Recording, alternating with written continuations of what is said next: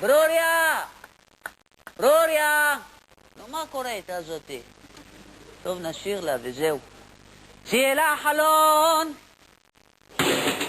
רק תפתחי את התריס, יא הבלה!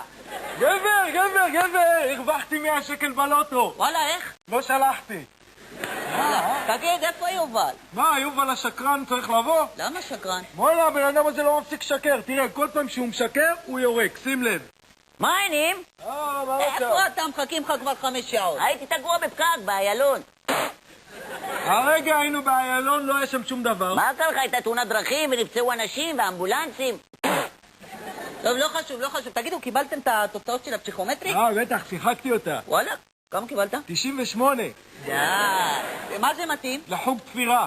וואלה, שם אותך חוג תפירה, אני מדבר, אני הבאתי לך תוצאה. כמה קיבלת? 730. נפלתי מתמטיקה, אבל אנגלית הלך לי טוב. טוב, זה לא חוכמה, הוא דובר אנגלית, הוא לא יליד הארץ. באמת, מאיפה הוא? חדרה. אסנת! איפה ברוריה, היא יורדת? ברוריה יורדת. הלו. מה, אתה עוד עם ברוריה? מה, כבר 6 שנים? וואלה, איזה קטע, אני זוכר לפני 4 שנים היה 2 בוא'נה, אתה תפסת מישהי, מה זה יפה? כן, גם היא אוהבת אותך. בוא'נה, מה איתך, לא תתפוס מישהי? מה, לא סיפרת לך?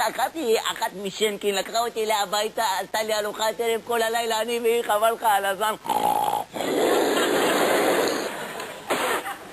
בסוף שילמה לי. תגיד, מה עם אחותך? הלו, בלי החיות, הלו. מה אתה מתעצבן? מה, נראה לך היה לי משהו עם אחותך?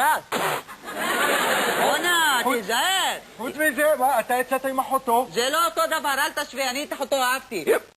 אני כיבדתי אותה. וגם לא היה בינינו שום דבר מיני. בסדר אתה. בוא'נה, אני חייב לזוז, הכרתי איזה דוגמנית שוודית. דוגמנית שוודית. נו. תגיד, אתה מטומטם, למה אתה הולך? כי אתה כל הזמן...